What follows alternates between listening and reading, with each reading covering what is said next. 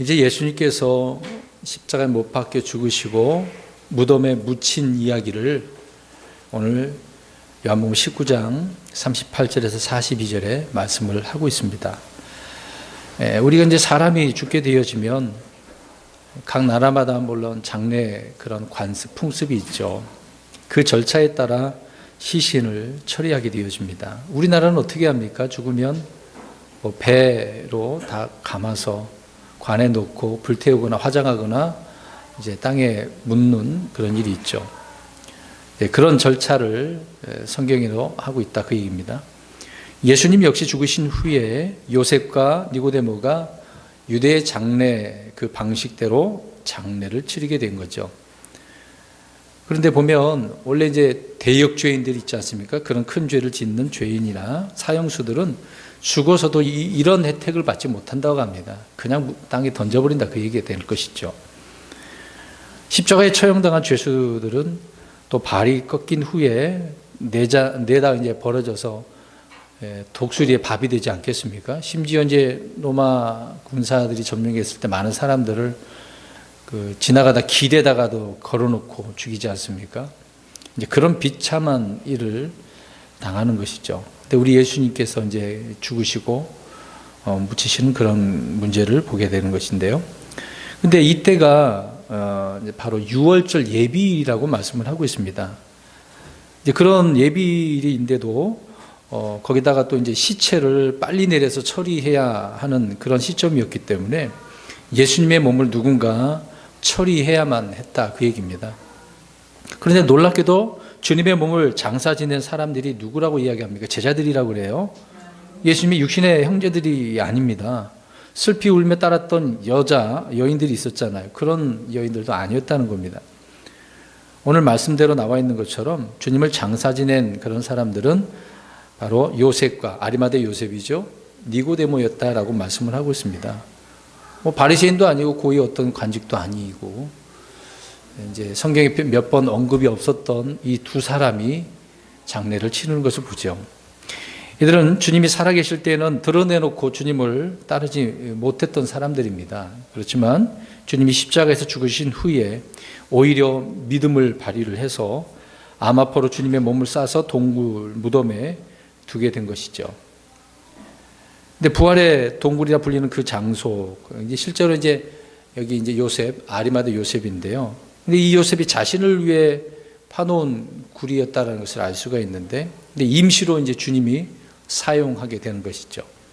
주님의 십자가의 죽음은 그 죽음으로 보면 이제 끝이 아닌 것을 우리가 계속해서 보게 되어지는데, 십자가 위에서 주님은 백성들의 죄를 용서해달라고 또 구하시지 않습니까? 또 어머니 마리아를 돌봐달라고 말씀도 하셨고, 또 못 박힌 강도가 구원을 받게 되어진 것, 또 이제 후에 이제 나중에 백부장의 믿음이 이것을 보고 두려워하게 되고 믿게 되어지는 것도 있겠죠. 근데 주님은 가장 고통스럽고 힘든 순간에도 묵묵히 자신의 일을 다 마치신 것을 보게 되어집니다. 그러니까 주님의 죽으심 그 자체가 위대한 하나님 일이었긴 하지만 주님은 십자가에서 가만히 계신 것이 아니라 계속해서 말씀을 성경을 성취하셨던 것이고 믿음의 증거를 남겨주고 있었다 그 얘기입니다. 그리스도의 십자가는 그래서 누구나 바라보면 변화될 수밖에 없는 거죠. 바라보고 믿으면 변화가 되어진 겁니다. 그래서 그 주님을 바라볼 때 치유가 일어나는 거죠. 이스라엘 백성들이 노뱀에 물렸을 때 장대에 달아놓았던 노뱀을 쳐다보기만 하면 어떻게 되었습니까? 그것을 주님께서는 니고데모에게 말씀해 주셨죠. 그리스도가 이렇게 들려야 된다. 그것을 십자가 그래서 바라보고 믿어야 된다. 그런 말씀을 하셨던 것입니다. 그러니까 주님을 바라볼 때 구원이 있게 된다. 그 말씀이 되는 것이죠. 여러분, 그래서 이것을 생각해 보면 우리는 무엇을 바라보고 있는가? 누구를 바라보고 있는가? 특히 이제 우리 그리스도인들은 사람을 신뢰하면 안 됩니다. 물론 믿음의 관계 속에서 우리가 어느 정도의 신뢰 관계는 있지만 그래도 사람입니다. 우리의 전적인 신뢰의 대상은 주 예수 그리스도이신 것이죠. 그래서 예수님만 바라봐야 됩니다. 사람 믿었다가는 실망합니다. 그런 부분 우리가 생각해 보는 거죠. 근데 지금 오후 6시가 되어지면 6월절이 이제 시작되는 거죠. 예비일이고 시작입니다. 예수님께서 죽으신 어린 양으로 죽으면 어린 양의 이제 유월절 어린 양이 하는 거잖아요. 그래야 유월절이라고 하는 큰 안식일을 지키는 거예요. 근데 그 전날이니까 예비일인 거죠. 근데 유월절이 시작되기 때문에 서둘러서 주님의 몸을 처리하고 있는 과정을 봅니다. 우리의 죄를 지고 저주를 담당하신 그 몸 생각해 보십시오. 우리를 대신해서 채찍에 맞으시고 물과 피를 다 쏟으신 그 몸이에요. 근데 이 몸을 지금 누가? 아리마대 요셉과 니모데가 처리를 하고 있다. 근데 이 피도 다 빠지고 물도 빠졌으니 그 몸은 좀 어느 정도는 가벼워졌겠죠. 그런 주님의 몸이죠. 육신을 입으신 주님의 몸은 이렇게 무덤에 묻힌 후에 그래서 얼마 동안 계셨죠? 땅에 3일 밤 3일 낮을 지낸 후에 영광스러운 그 몸을 입고 이제 부활하시게 되어진 것입니다. 그러나 제자들 중에는 이 사실을 아는 이가 없었어요. 그냥 말로 들었었는데 잊어버리고 그냥 무시해버렸던 거죠. 모두 주님의 부활을 그래서 예비하자라고 하는 사람은 아무도 없었습니다. 근데 이 예비일에 다른 사람 다 떠나고 막 이렇게 마음이 싱숭생숭하고 그런 상황인데 아리마대 요셉과 또 니고데모는 어떻게 하고 있습니까? 주님의 몸을 장사치려는 것을 보게 되어집니다. 자, 이걸 한번 생각해 보세요. 분명히 예수님께서 죽으시기 전에도 제자들에게도 많은 사람들에게도 부활에 대한 이야기 했잖아요. 특히 나사로가 죽었을 때도 나는 부활이요 생명이니 나를 믿는 자는 죽어서 살아서 믿는 자는 그러니까요. 이런 말씀을 하셨는데도 사람들은 아니 나중에 뭐 다 부활하잖아요. 그것만 생각을 하는 거예요. 아니 나를 믿으면 진짜 살아난다니까. 부활한다. 그걸 믿지 않은 거죠. 그러니까 보세요. 이런 말씀들을 우리가 그냥 지식으로만 받으면 안 된다 그 얘기입니다. 이런 영적 지식을 믿지 않으면 이런 말씀을 알 수가 없어요. 준비할 수도 없는 거죠. 다른 모든 세상 지식과 달리 진리의 지식은 그래서 믿지 않으면 이해가 안 되는 겁니다. 은혜도 안 될 것이고요. 그냥 이 자리에 앉아도 막 괴로운 거거든요. 예배 시간 왜 이렇게 어떻게 킹제임스 성경을 가지고 목회하는 설교하는 교회들은 너무 길거든요. 짧으면 한 45분 정도는 해요. 좀 길다 그러면 50분, 좀 더 길다 그러면 1시간을 하거든요. 저보다 더 길게 하시는 분들이 많이 있습니다. 이런 것에 익숙하지 못한 분들은 빨리 끝냈으면 좋겠다. 자꾸 시계 쳐다보고 이제 휴대폰 쳐다보고 예배 시간에 휴대폰 안 쳐다봤으면 좋겠는데 예배 시간에 문자가 오나 보죠. 네이버 또 눌러가지고 또 뉴스 보고 아니 설교 듣는 시간에 무슨 그걸 갖고 그런 분들이 있어요. 근데 엉뚱한 데 관심 있는 거죠. 이해가 안 되는 겁니다. 하나님 말씀은 영의 말씀이기 때문에 이런 영적인 올바른 지식이 있어야 이해가 되는 것 아니겠습니까? 믿지 않으면 아무것도 행할 수 없습니다. 제자들은 무기력하게 그래서 도망을 칠 수밖에 없었던 것이고 숨을 수밖에 없었던 것입니다. 그러니까 아무것도 할 수가 없었던 거죠. 우리 주님은 분명히 요나가 밤낮으로 사흘 동안 고레배 속에 있었던 것 같이 사람의 아들도 밤낮으로 사흘 동안 땅의 심장부에 있으리라라고 이 말씀도 해주셨어요. 근데 보세요. 뼈가 썩고 쌀이 썩도록 땅의 심장부에 있는 것이 아니라 밤낮 사흘 동안만 있겠다고 하신 거예요. 사실 죽으면 우리가 사람이 죽으면 장례치르면 그냥 묻었다고 생각을 해보세요. 화장 안 하고. 시간 지나면 어떻습니까? 그 몸. 근데 예수님 몸 썩었어 안 썩었어? 안 썩잖아요. 부패되지 않았지 않습니까? 이런 말을 제자들이 들었는데도 말씀을 듣고도 믿었어요 안 믿었어요? 이게 문제예요. 오늘날 이 말씀들을 우리가 안 믿으면 이렇게 되는 겁니다. 실망할 것밖에 없어요. 안 믿은 거 억지로 믿으라고요? 제가 강요한 건 아니잖아요. 본인이 믿기 싫으니까. 자기가 듣고 싶은 이야기 안 해주니까 그러겠죠. 우린 그러면 안 되죠. 하나님은 자신의 말씀만 하시는 거지 내가 원하는 말만 하는 게 아니거든요. 주님은 제자들에게 십자가의 부활에 대해서 몇 번이나 반복해서 가르쳐 주셨던 것입니다. 마가복음 8장 31절에도 다시 일어나야 할 것을 가르치셨다라고 말씀을 하고 있습니다. 그러니까 이제 그런 말을 들은 베드로는 주님을 붙잡고 이제 꾸짖죠. 아, 무슨 소리입니까? 왜 죽어요? 안 됩니다. 특히 이제 칼을 쓰면서도 저기 말고에 막 기도 어떻게 했습니까? 그렇죠. 예수님 막 꾸짖죠. 와, 대단한 사람이에요, 베드로가. 뭣도 모를 때는 그렇다 이 말이에요.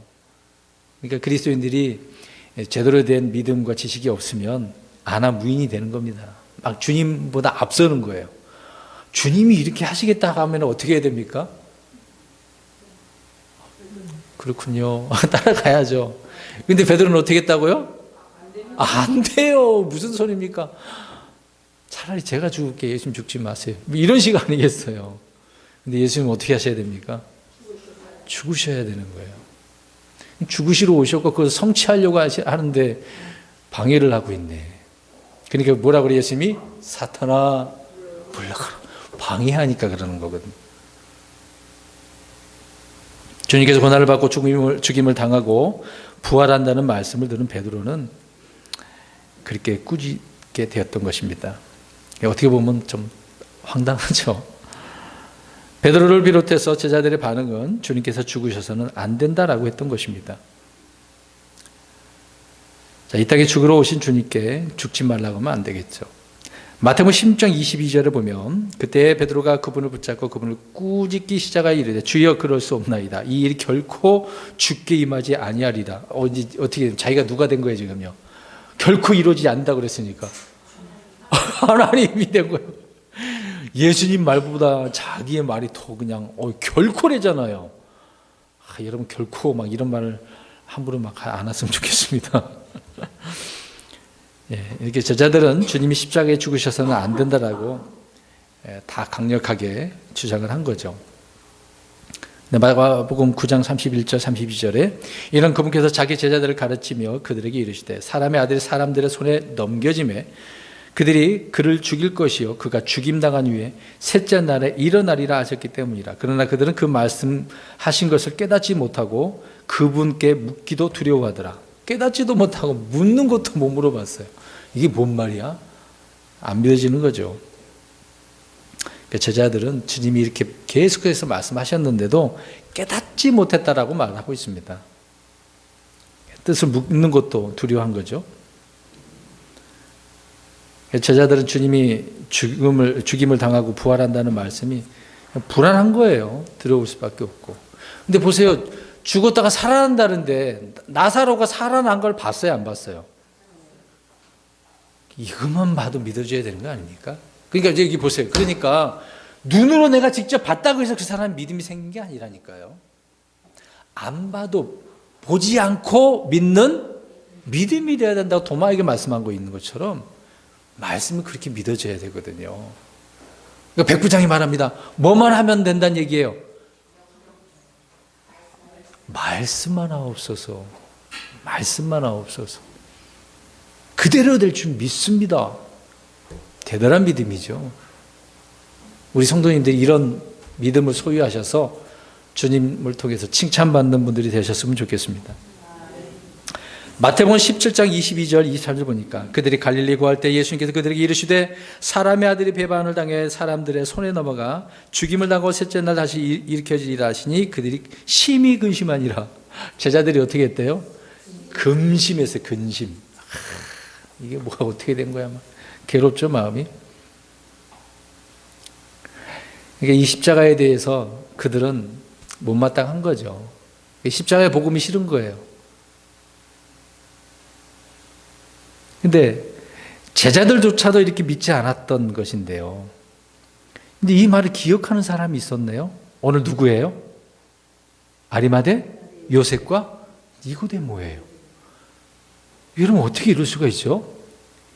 율법 박사라고 하는 바리새인들도 그런 거 안 믿고 있는 제자들도 그러는데요. 어떤 관원도 치리자도 아무도 그를 기억하지 않고 있는데 이 두 사람은 기억하고 있습니다.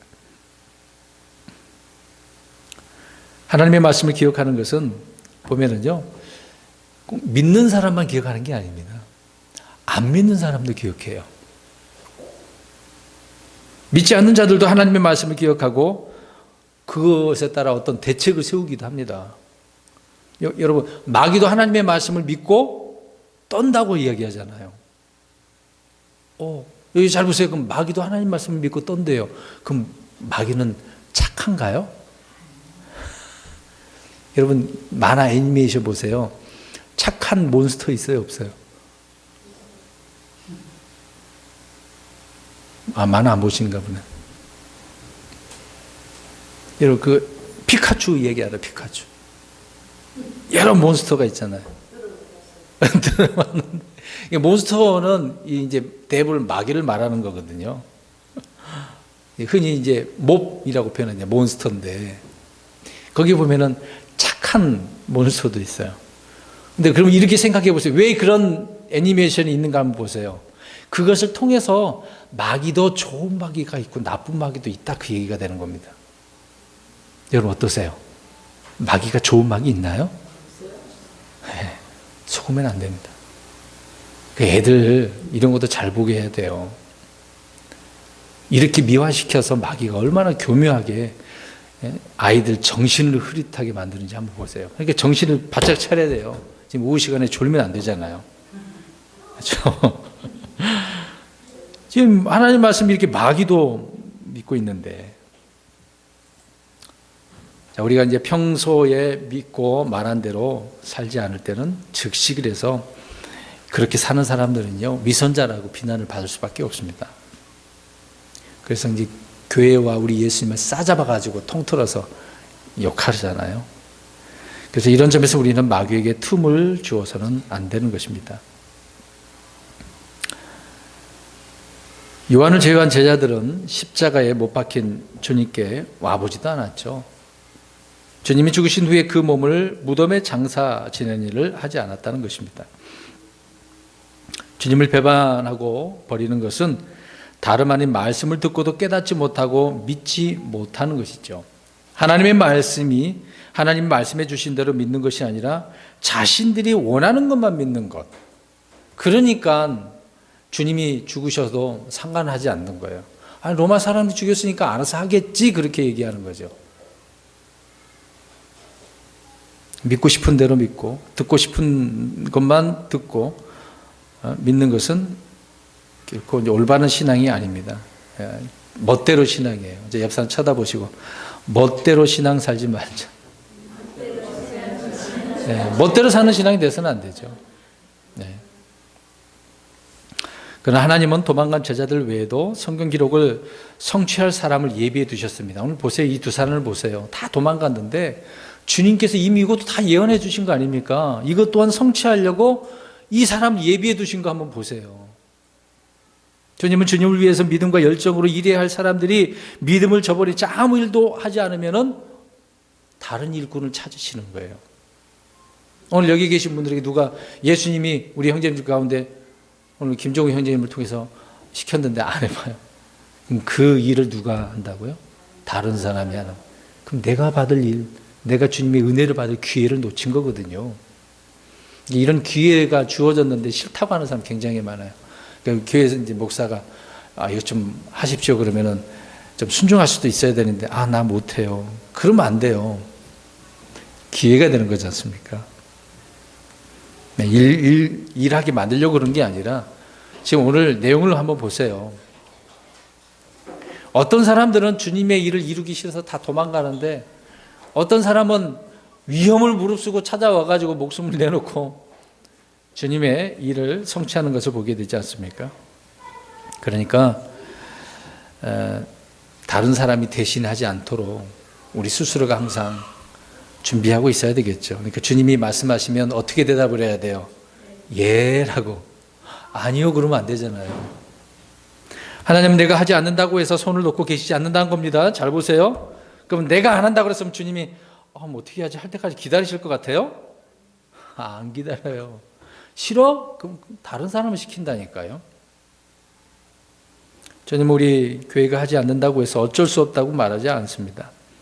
제자들이 주님을 떠나 숨어버리자 평소에는 숨어서 자신을 드러내지 않고 있었던 아리마다의 요셉과 니고데모가 용기와 담대, 이 용기를 가지고 빌라도에게 나가서 몸을 요구하잖아요. 이것은 하나님이 일하시는 원칙인 것입니다. 교회가 복음을 선포하지 않으면 주님은 교회가 그 일을 안 하니까 어떤 단체를 만드시는 거죠. 그래서 우리나라 이거 한번 보세요. 교회가 제대로 주님의 말씀을 안 전하니까 엉뚱한 단체들이 일어나는 겁니다. 그러니까 그들이 그 단체에 가면 교회도 안 가는 거잖아요. 미안한 이야기지만 우리나라 현실이 그렇잖아요. 우리나라 또 CCC 대학생들 많이 있는데 거기는 주로 그렇게 일을 하다 보니까 교회에 안 와요. 그래서 한동안 많은 학생들이 CCG에 빠져 있으니까 교회가 난리 났지 않습니까? 교회로 안 보낸다고. 이렇게 되는 겁니다. 교회가 그 제 역할을 하지 않으니까, 제대로 교육하지 않으니까 다른 데 가서 이단에 빠져서 그 말을 듣고 와 정말 그런가 보다라고 하는 사람이 얼마나 많아요. 근데 심지어 여기 보세요. 계시록도 우리가 성경을 통해 어느 정도 가르쳐야 될 부분에서 가르쳐야 되는데 전혀 손을 안 대니까 그것이 막 궁금한 사람들은 이단들이 하는 것을 듣고서 정말 그런가 보다 해갖고 빠지지 않습니까? 예, 저 보세요. 특히 이단들일수록 성경의 어떤 부분을 강조한지 아십니까? 종말에 대한 이야기를 강조해요. 계시록 갖고 장난질을 하는 겁니다. 그러니까 조심하라는 거거든요. 이단일수록 항상 종말에 관심이 있는 겁니다. 우리는 종말에 상관도 없어요. 우리랑 뭔 상관인데. 우리 신실하게 믿는 그리스도인들 주님의 몸된 교회는 어떻게 됩니까? 이 땅에 이 환란이 있기 전에 어떻게 돼요? 왜 하늘로 들려 올림 받지 않습니까? 우리랑 전혀 상관없어요. 환란 통과 안 한단 말입니다. 우리 그거에 관심이 없어요. 물론 내용을 알면 좋죠. 상관없지만. 근데 이런 데에 대해서 막 궁금해하고 그러다 보니까 막 엉뚱한 데 빠지는 사람 많습니다. 그러니까 일 안 하니까 다른 단체가 생기는 거죠. 또 제대로 교육을 안 하니까 이런 교육 프로그램 막 뭐 만들잖아요. 그래서 뭐 이 코스 있어요. 알파 코스 들어보셨어요? 알파 코스라고? 안 들어보셨어요? 착하신 분들이네. 개신교는 별의별 거 다 해요. 뭐 두 날개 들어보셨어요? 네. 아, 이런 건 들어보셨네. 또 뭐 있던데. 네? 하여튼 그런 프로그램들을 많이 만듭니다. 조심하셔야 돼요. 성경 찾아봅니다. 19장, 누가복음 19장 40절을 보세요. 자, 이 구절은 뭐냐면 하나님께 일 안 하면 돌들이라도 소리 지르게 하신다 이 얘기입니다. 예전에 이것을 설명드린 적이 있었죠. 설교한 적이 있었는데 누가복음 19장 40절입니다. 시작. 그분께서 그들에게 응답하여 이르시되 내가 너에게 이르노니 만일 이 사람들이 잠잠하면 돌들이 즉시 소리를 지르리라 하시니라. 이 사람이 말을 안 해. 그럼 돌이 소리 지르도록 하신대요. 이것을 지금은 좀 더 디지털화가 되었는데요. 아날로그 시절 한번 돌아가 보면요. 여러분 우리가 이제 테이프 알죠? 테이프. 거기다 녹음하잖아요. 그 테이프에 들어가는 게 뭔지 아십니까? 원리가? 돌입니다. 돌. 돌에다가 녹화를 해가지고 틀어서 라디오로 듣는 거거든요. 그래서 한동안 라디오 방송이 얼마나 강성했습니까? 뭐 극동방송도 우리나라에 있는데. 예, 과거에 좀 그렇게 됐습니다. 이제는 이제 디지털이니까 이제 그렇게 우리가 이제 또 듣게 되는 부분이 있네요. 아무튼 하나님께 영광 돌리고 주님을 시인하고 찬양해야 될 백성들이 그렇게 하지 않으면은요, 돌들이 소리질러서 하나님을 찬양하게 되는 겁니다. 아, 어떻게 그렇게 할 수가 있습니까? 믿음의 사람들이 해야죠. 근데 예배 드리러 오신 분들을 보면 정말 기뻐서 찬양하고 말씀 듣고 영광 돌리는 그런 분들이 있는 반면에 그냥 힘들어서 앉아 계신 분 많아요. 일주일이 너무 힘드셨나? 여러분 그런 마음 갖고 앉아 계시면 안 되잖아요. 정말 내가 힘을 다해서 찬양하고 주님의 이름으로 기도하고 간절한 마음으로 이렇게 해야죠. 그걸 원하고 계시는데 그러니까 예배자를 찾으시는 거 아닙니까? 우리 모두가 다 예배자가 돼야 되는데 안 되는 분들이 많잖아요. 그러면 안 되는 겁니다. 우리가 받은 바 은혜를 게을리하고 영적 특권을 소홀히 할 때 주님은 얼마든지 우리를 대신해서 다른 사람을 통해 계획과 목적을 이루시는 겁니다. 이렇게 말씀드리는 것은 오늘 아리마대 요셉과 니고데모는 다른 사람 다 안 했지만 그 사람들은 좀 숨어서 지내는 사람들이긴 했지만 이런 사람들이라도 하나님께서 사용하시는 겁니다. 이와 같은 주님의 일꾼들이 되시기를 주님의 이름으로 축원드립니다. 이제 한 절씩 보겠습니다. 38절. 아리마다 요셉은 예수님의 제자였으나 유대인들을 두려워하여 은밀히 따르더라. 이 일 뒤에 그가 빌라도에게 간청하여 자기가 예수님의 몸을 가져갈 것을 구하매 빌라도가 허락하니라. 그러므로 그가 가서 예수님의 몸을 가져가니라. 자, 잘 보시면 아리마다 요셉의 어떤 세상적인 신분이나 지위가 아니라 주님과의 지금 관계를 지금 설명하고 있는 구절이 38절입니다. 하나님은 우리의 어떤 세상적인 그 지위나 신분을 중요하게 보지 않는다는 거죠. 주님과의 관계가 어떠한가, 이게 주님의 관심사입니다. 사람들은 외모를 취하겠지만 우리 하나님은 외모에 관심이 없죠. 요셉이 누구인가에 대해서 사람들은 막 많이 따질 겁니다. 그래서 스펙, 요새 얼마나 스펙 많이 강조해요? 그래서 스펙 많이 쌓아야 된다고. 근데 스펙도 제대로 정직하게 쌓아야 되잖아요. 스펙도 이제 위조하니까 어떻게 됩니까? 참 심각하죠. 우리 그리스도인들 이런 부분도 정하게 해야 됩니다. 아까 우리 교제 시간에도 그랬습니다만 분명하게 정직하게 해야 됩니다. 세상은 아무튼 그렇게 따지지만 우리 하나님은 예수님과 그 관계를 먼저 보는 거죠. 관계.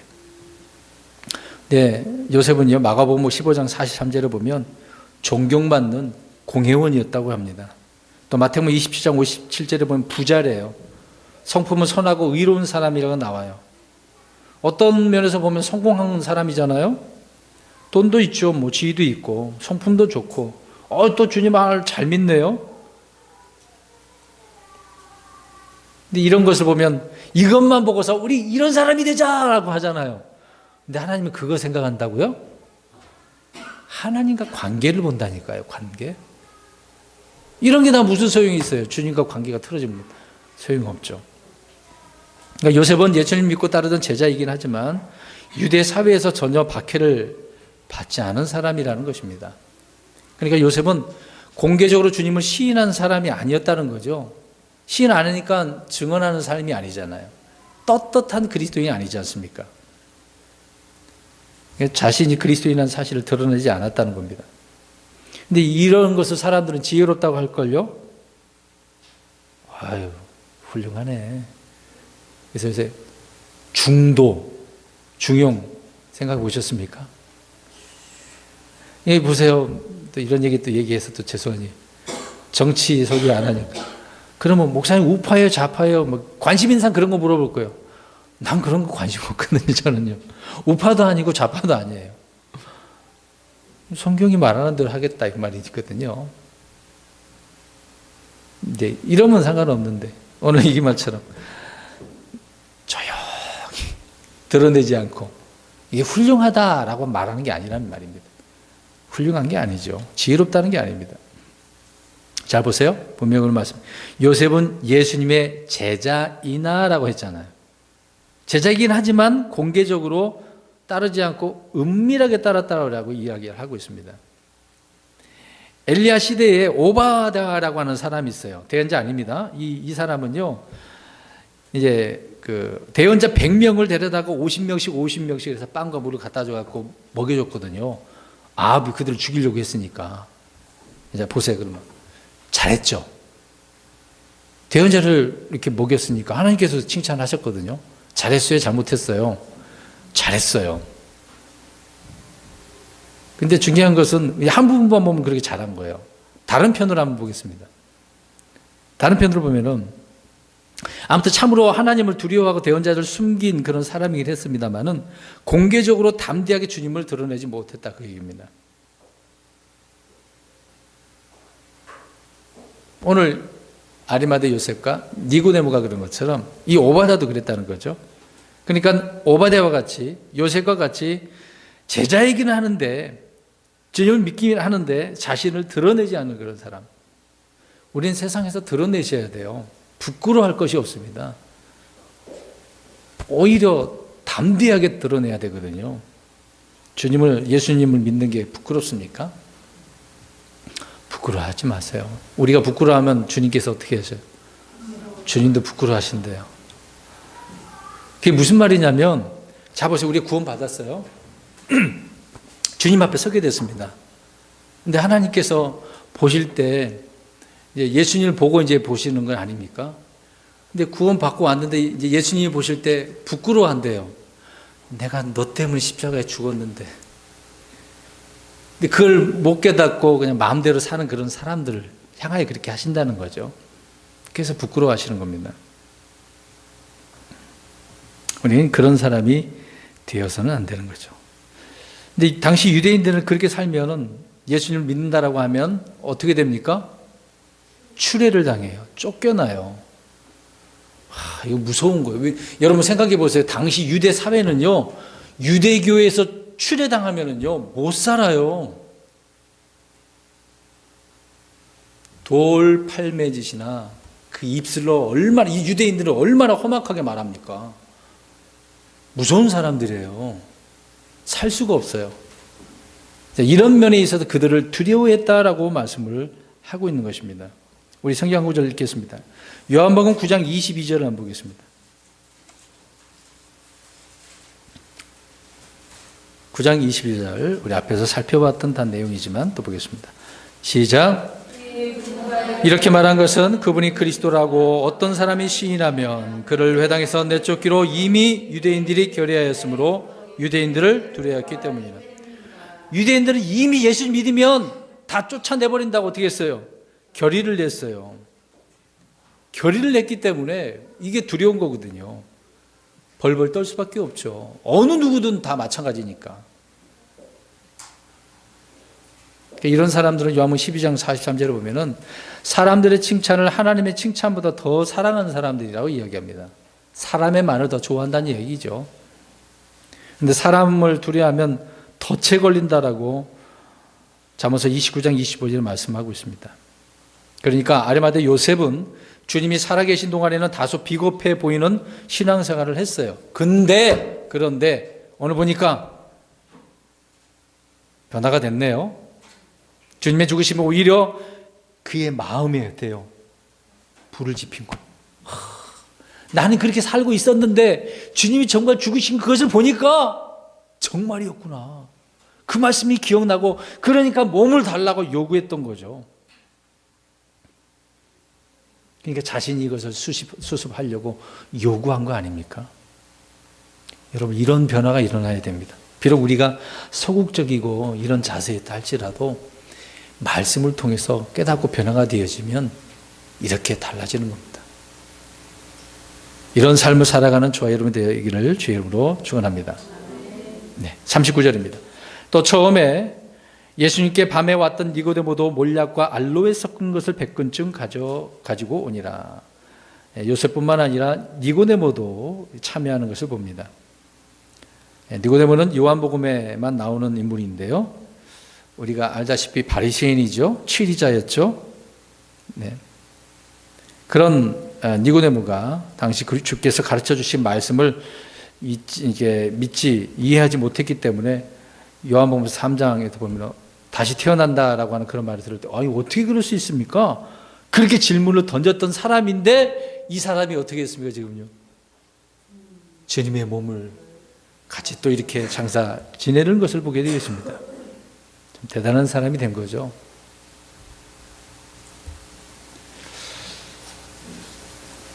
니고데모는 주님에 대한 자신의 마음을 죽은 후에 장사 지내는 것을 이렇게 표현하는 것을 보게 되었습니다. 자, 이런 두 사람의 인물을 우리가 보죠. 40절입니다. 그때 그들이 예수님의 몸을 가져다가 유대인들이 장사 지내는 방식대로 그 향품들과 함께 아마포에 쌌더라. 네. 사람이 되시고 죽으시고 묻히시는 것을 보게 되는데, 근데 예수님이 어떻게 묻히신 거예요? 유대의 방식대로 이제 장사를 지냈는데 그 온몸이 뭘로 쌓였어요? 아마포로. 근데 로마에서는 어떻게 한 줄 아십니까? 어떻게 해 놓을까요? 굉장히 이쁘게 만들어 놓겠죠. 이런 거를 트리노의 성이 그래갖고 예수님이 옷을 탁 입혀놓고 거룩한. 근데 예수님이 지금 어떻게 죽으셨어요? 아마포에 다 쌓여져 있는 거예요. 이렇게 왜곡시키면 안 되는 거죠. 네. 아마포로 돌로 쌌다 그 얘기입니다. 그러니까 예수님이 성이 있어요, 없어요? 흔히 이제 우리가 TV에 보면은 예수님 입었던 옷을 발견했다 그래갖고 성이 그렇게 나오잖아요. 맞아요, 틀려요. 이미 다 나눠가지고 쌓여서 이렇게 부활하셨잖아요. 죽으셨다 그렇게 부활하셨는데 무슨 성이라고 그런 게 있어요? 말도 안 되는 거죠. 자, 이렇게 이것을 보아도 우리 예수님은 정말 사람이 죽는 것처럼 동일한 방식으로 동굴에 묻혀서 죽으신 것입니다. 그래서 나중에 부활하셨을 때 무덤에 이제 돌이 옮겨지는 볼 때 그 옆에 암호포가 이제 벗겨져 널려져 있었다는 것을 기록을 하고 있죠. 41절입니다. 그런데 그분께서 십자가에 못 박힌 곳에 동산이 있었고 그 동산 안에는 결코 사람을 둔 적이 없는 새 돌무덤이 있더라. 이제 예수님 몸을 임시로 장례를 치른 것인데 급히 이제 유월절을 지내기 위해서 감회장을 한 것이죠. 그러니까 안식구 첫날, 그 다음 날이니까 주의 첫날이라고 지금 우리가 부르고 있죠. 주의 첫날 아침에 사람들이 향료를 가지고 무덤으로 온 것을 볼 때 그때 본격적으로 사람들은 장례를 치르려고 했던 것을 알게 되어집니다. 아무튼 묻히셨을 때는 감회장을 한 거죠. 근데 여자들만 온 것도 아니고 이렇게 요셉이 마련한 동굴은 자신을 위해서 마련해 두었다라고 말씀을 하고 있는 것인데 거기에 예수님께서 들어가셔서 죽으셨다고 이야기하고 있습니다. 근데 이 돌무덤은 새 돌무덤, 아무도 들어가지 않았던 거. 그래야만 하니까요. 예. 돌아가신 후에 무덤 역시 자신의 것이 아니라 남의 것에 임시로 이렇게 안장된 것을 보세요. 그러니까 예수님은 살아계실 때 가지고 계신 것이 있어요, 없어요? 예, 완전 무소유. 뭐죠? 불교에서 말하는 무소유가 아니라 우리 주님이시기 때문에 이런 무소유의 삶을 살았던 것입니다. 근데 우리는 어떻습니까? 지금 계속해서 소유하고 싶어서 열심히 일하시고 계시죠? 많이 버세요. 열심히 일을 하셔서. 주님을 위해서 우리가 사용하면 됩니다. 우리가 이런 점에 있어서도 우리 주님을 닮아야 되겠죠. 특별한 내용은 아니었습니다. 41절입니다. 다시 한번 41절 보십시오. 거기 보니까 동산이 있었다고 합니다. 동산. 동산 그러면 어디가 짠하고 생각납니까? 무슨 동산 생각납니까? 그렇죠. 겟세마네 동산. 또 다른 동산 생각 안 납니까? 창세기에 에덴 동산. 거기에 보면 동산지기. 그럼 에덴 동산에서 동산지기는 누굽니까? 아담. 아담은 첫째 사람, 첫째 아담이고 예수님은 마지막 아담, 둘째 사람, 참 사람, 마지막 아담이신 예수님. 동산지기. 이런 생각을 우리 또 해보겠죠? 네. 42절입니다. 그러므로 그들이 유대인들의 예빌로 인해 예수님을 거기에 두니 이는 그 돌무덤이 가까이 있었기 때문이더라. 예수님이 죽으신 날과 묻히신 날은 6월절의 예비일로서 같은 날이죠. 예. 요셉이 마련한 돌무덤은 십자가에 못 박히신 곳과 매우 가까웠기 때문에 장세를 지내는데 그다지 시간이 오래 걸리지 않은 부분이라는 것을 추정해 볼 수 있습니다. 그래서 임시로 주님을 이제 거기다가 모셨던 것인데 이로써 성경 기록이 다시 한번 정확하게 성취된 것을 보게 되어지죠. 자, 그럼 이 부분을 우리가 눈으로 확인해 보겠습니다. 이사야 53장 9절을 보겠습니다.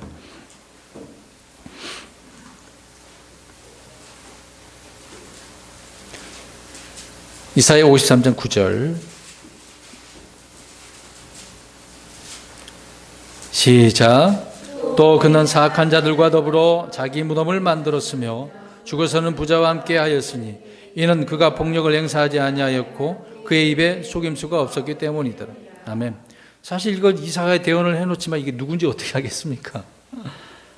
근데 이런 말씀이 예언되어져 있던 것이 이루어진 것을 보는데 이것을 이룬 그 이들이 주님을 위해 선한 그 일들, 이것이 바로 성경 예언을 성취한 과정을 우리가 오늘 본문을 통해서 알 수가 있는 거죠. 그래서 이제 예수님은 십자가에 묻히신 것입니다. 그러니까 우리가 흔히 복음 전한다라고 하잖아요. 예전에 이제 고린도서를 말씀을 하면서 이걸 말씀드렸는데, 우리가 복음 전한다 그러면 그 어떤 거예요? 딱 세 가지가 들어가야 된다 그랬습니다. 무엇입니까? 예, 죽으심과 장사, 묻히심과 그 다음에 거기서 부활하신 거, 이 세 가지를 꼭 들어가야 된다 그랬습니다. 근데 우리가 복음을 전할 때 어떻게 합니까? 아니 물론 그렇게 이제 표현하고 있는데, 우리 교회 복음을 사람들 어떻게 전하냐 이 말이에요. 우리 교회 오면 복 받습니다.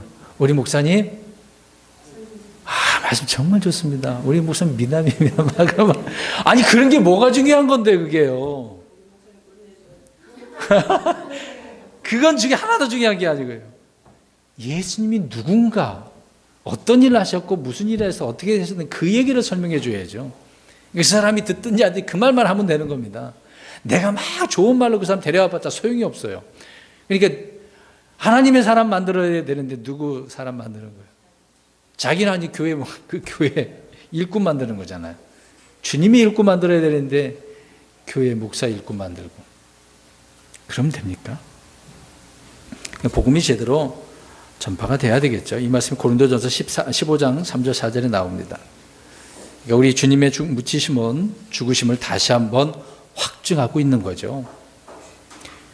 우리가 침례를 받는 것은 그분과 함께 죽었다는 사실, 그 사실을 믿고 묻히는 겁니다. 이번에 우리 이제 침례 받으신 분이 계시는데 이런 부분입니다.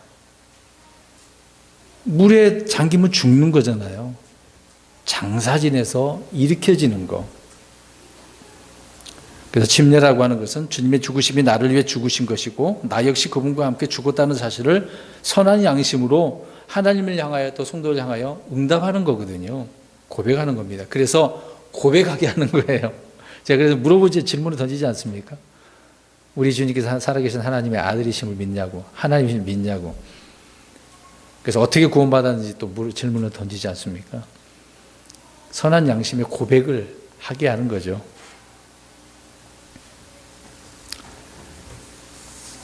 그래서 이제 완전히 우리의 주님은 묻히셔서 죽으셨습니다. 우리 역시 우리의 옛사람은 십자가에 다 이제 묻혀서 죽는 거죠. 이제 무엇만 남았습니까? 묻혔으니까. 일어나신 부활만 남았습니다. 그 내용이 이제 20장, 21장 이어서 나옵니다. 이 부분은 다음 주에 우리가 살펴보고요. 아무튼 우리 예수님은 돌무덤에 묻히셨습니다. 그런데 그것이 끝이 아니라는 거. 그 다음이 또 있다는 거. 성경 이야기는 실제 이야기고 이루어질 실제적인 이야기인 것이죠.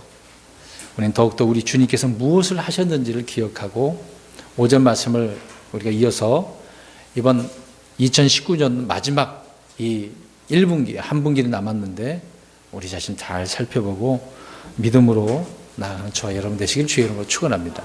아멘. 기도합니다. 하나님